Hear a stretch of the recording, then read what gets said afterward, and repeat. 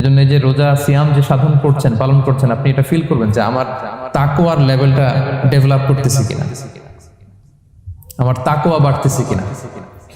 তাকওয়া হচ্ছে এই ফিলিংসটা মনের মধ্যে আসা যে কেউ দেখে না কিন্তু আল্লাহ দেখে। কেউ দেখে না, সবার চোখকে ফাঁকি দেয়া যায়, কিন্তু ফাঁকি দেয়া যায় না একজনের চোখ। কার চোখ? আল্লাহর চোখ কিন্তু ফাঁকি দেয়া যায় না। এই জন্য শুধু সিয়ামের সাথে আল্লাহ স্পেশালি বলেছেন লাআল্লাকুম তাত্তাকুন, যাতে করে তোমরা মুত্তাকি হতে পারো। একটু খেয়াল করে দেখেন, এই যে রমাদানে আমরা মাঝে মাঝে একা একা রুমের ভেতরে থাকি, ঘরে থাকি, খুব তৃষ্ণার্ত। আমি যদি বোতল ভরা পানি আছে 2 ঢোক পানি খেয়ে ফেলি, কেউ বুঝবে?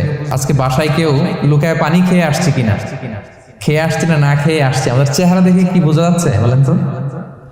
বোঝা যাচ্ছে না। আমি চাইলে ফ্রিজ থেকে বের করে মিনুম খেয়ে ফেলতে পারি, 100+ একটা ঢকঢক করে খেয়ে ফেললাম, এদিকে এসে রোজাদার সাজলাম, সবার সাথে ইফতারি টাইমে ইফতার করলাম। কেউ ধরতে পারবে? পারবে না। তারপরও আমরা খাই না। কেন খাই না? কারণ এই ফিলিংসটা আমাদের মধ্যে আছে, কেউ দেখে না কিন্তু একজন দেখে। তিনি কে?